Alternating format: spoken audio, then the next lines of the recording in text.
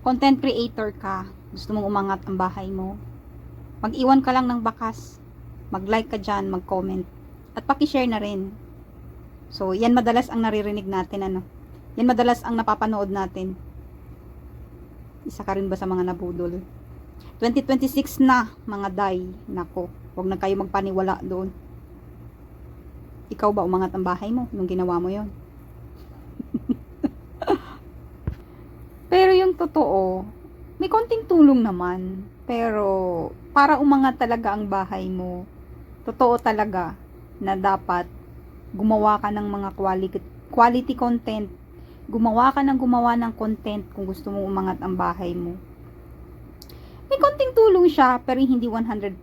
At saka, hindi talaga yun sila mga legit na manonood sa'yo. Kasi pinilit mo lang naman sila na mag-like sa mga video mo, pinilit mo lang na mag-comment sa mga video mo. Iba pa rin talaga yung solid na mga followers, solid na mga viewers, kahit na hindi mo na kailangan sila pilitin. Kumbaga sila maghanap sa iyo kung ano nang nangyari sa iyo ngayon, nag-upload ka na ba, ganyan. Hindi kagaya yung parang pinipilit mo, wala rin. Kahit gaano kalaki yung bahay mo, wala rin manonood sa iyo, useless. So yun lang, mga day, 2026 na. Dati isa rin ako sa mga nabudol sa ganyan. Pero ma-realize mo later, hala, wala man lang nanood sa iyo. Wala man lang pumansin sa mga video na in-upload mo. So, yun. Dapat talaga gumawa tayo ng quality content. Magsipag tayong gumawa ng content. At dapat yung mga content na ginagawa, yung mga authentic. Hindi yung parang pinilit mo lang talaga na yung hindi na totoo.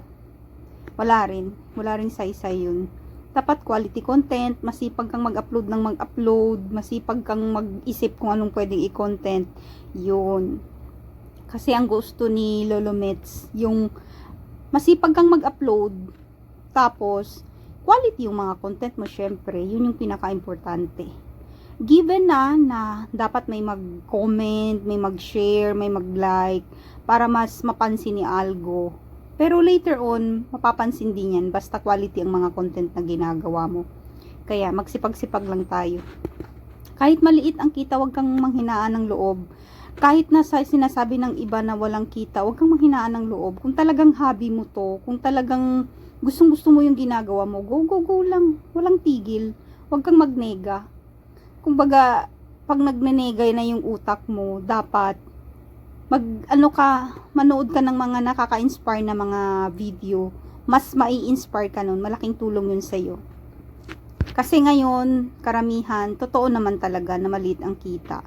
Pero, kung gusto mo talaga yung ginagawa mo, di baling maliit ang kita, ganyan din naman lahat naman nag-uumpisa sa maliit. Lahat naman nag-uumpisa sa zero, na wala mo ng kita, hanggang sa lumaki.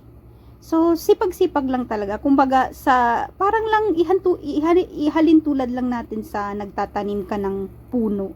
Diba? Nag-umpisa sa maliit, hanggang sa lumaki-lumaki. Ganun lang din. Mag-upload lang tayo ng mag-upload. Inshallah, later, magbubunga din lahat ng pinaghirapan natin. Basta magsikap lang tayo, huwag tayong magnega-nega, huwag tayong magtamad-tamad. Kasi talaga sa lahat ng bagay, wala namang mapapatunguhan kung magtamad-tamad ka, diba?